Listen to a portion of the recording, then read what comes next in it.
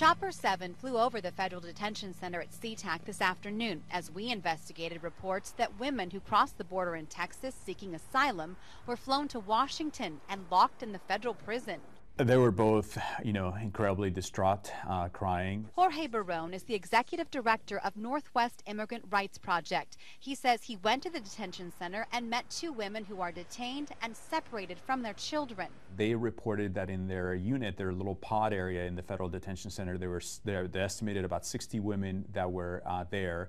And then we got a separate report from other people who said that there is a different unit where there may be as many as 60 others that are being held. So we're thinking that this could affect as many as 120.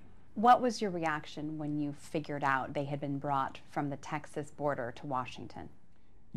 I frankly, I apologized. I said, as a U.S. citizen, I'm ashamed of what our government is doing to you. And I was particularly distraught because, particularly for the woman who's got an 11-year-old kid, I couldn't tell her, when she's going to be reunified. I contacted ICE for an interview. Instead, they released a statement and confirmed they needed 1,600 beds for detainees. So they made an agreement with the Federal Bureau of Prisons and transferred 209 detainees to SeaTac, 130 to Sheridan, Oregon, 1,000 to Victorville, California, 102 to Phoenix, and 230 to La Tuna, Texas.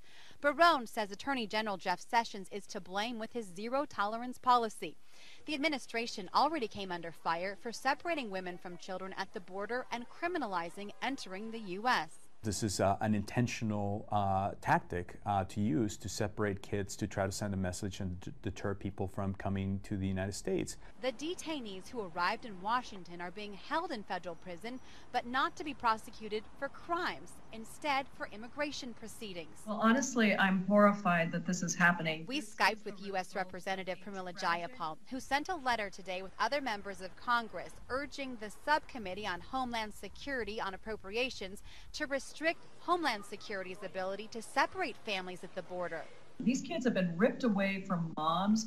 There are moms screaming, and I'm a mother, and I say to all the mothers out there, how would you feel if you tried to take your kid to security and safety to seek a better life away from violence, and then that child was literally ripped away from you? You didn't know where they were, and you didn't know how to be reunited. She wants funding for the Family Case Management Program, which lets people out of detention and uses case managers to help them through immigration proceedings. That essentially brought a whole bunch of resources to people who are seeking asylum. And so those included access to attorneys. It included continued follow-up with those people when they're released into the community.